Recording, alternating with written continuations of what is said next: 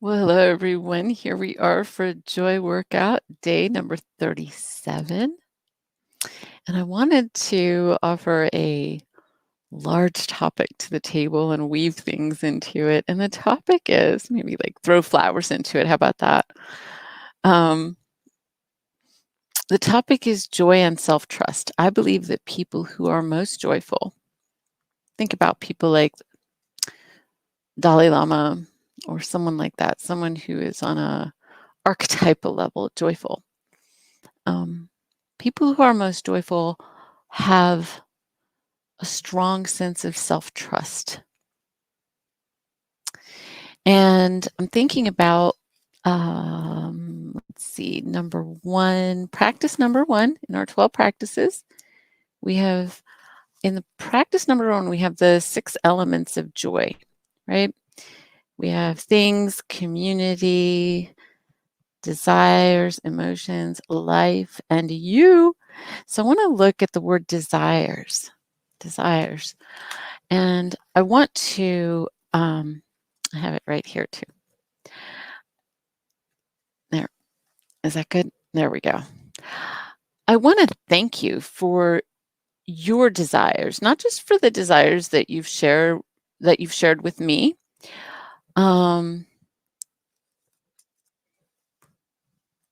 don't know if you can see it right there. There you go. Not just for the desires that you've shared with me, but the desires that you have in your heart, because we're connected within this group. I think there's a multidimensional teamwork, as Julie likes to say. And those desires pull me to propel me to seek answers in ways that I might not even realize. And they propel me to grow joy-based living in certain ways that I might not otherwise if you didn't have those specific questions or yearnings of your heart or desires or particular things that bring you a tremendous amount of joy. All those things affect my heart and my leadership in joy-based living. And one of our members, Amy, she really puts amazing teachers out there in the world. She's got like a connoisseur of like amazing teachers. And so she was one of the people who introduced Mario Martinez's work to me. And today she sent me someone else and I was like, wow, this guy is like really cool. He's really like promoting joy in a big way. He's a medical doctor. And he's doing his own personal development work. He's got like 3 different kinds of psychotherapists, or he's got a psychotherapist, a behavioral therapist, and somebody who helps him with medication and stuff. Bio, I guess, therapist. And I was really good about like so much of what he was saying because he was really into emotional literacy up until the point that he started like prescribing, you know, very specific things about food. I don't really appreciate that in that kind of conversation because when people are really joyful, they pick foods that are healthy and good for them. They just do. They just do. And I read a story recently about a woman who had a near-death experience.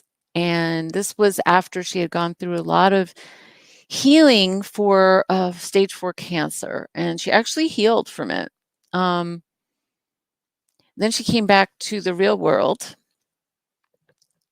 And this was prior to the near-death experience. She came back to the real world after healing from stage 4 cancer. And everybody and their mother had an opinion about what she was eating and what she was doing. Now, the thing about it is she was originally playing with all different kinds of healing techniques that she was in. She was doing Chinese medicine, she was doing Western medicine, and she was doing another kind of medicine. I don't remember, maybe Ayurveda. One of them says eat sugar, one of them says don't. One of them says you have to have meat, one of them says don't eat meat. She said, I came back and I was good for about 6 months, and everybody's conflicted ideas about what I should be doing put me into such a state of fear that the cancer came back in full force. And she attributed the cancer to allowing herself to live with so much fear. And I started to see that as the opposite of joy. And she said that when she had her near-death experience, she dropped all the fear. And when she came back without the fear. And then she felt kind of lonely because people didn't understand her in her joy. And so she had to find people who had similar experiences. Why am I saying all this? Because I want you to lean into so much of a quality of joy that your self-trust rules your life, rules your world, it governs your world, that you have a sense of, yeah, I might make a mistake, but I'm going to go in that direction. I'm going to go in that direction. I'm going to, like there's a sense of spontaneity. One of the things that I liked about this guy, this medical doctor, is he was talking about the importance of play and the importance of playfulness. And I thought, you know what we're doing at Joy-Based Living, we are the playful people. Many of us, if not all of us, we care about having a sense of play in our lives. We care about feelings of magic. We're kind of like the balance or the emergingness that is happening as a result of so much seriousness in our world. A lot of people have been re-listening to the Mario Martinez audios on Mind Body Code, and he said most people are afraid of joy, afraid of playfulness, afraid of irresponsibility. And think about how much quality of life you lose when you're afraid of joy. Preposterous, I say. It is just preposterous. So there's a quote that I read recently that says, love is above all the gift of oneself. Well, who is oneself? And if I want the gift of you, I want to know what you're feeling, what you're wanting in your heart, what you are, what enlivens you most inside of you, inside of your being. You know what you need to thrive. You do.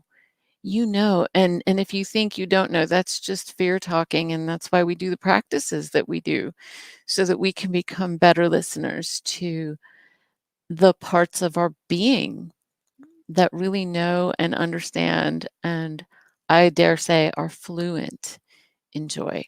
We're not looking for something new. We're looking for what's already inside of us that's really real and awesome and gorgeous. Thank you for being here with me in this joy workout, and may your joy increase and in lots of self-trust, and thank you for growing together with me.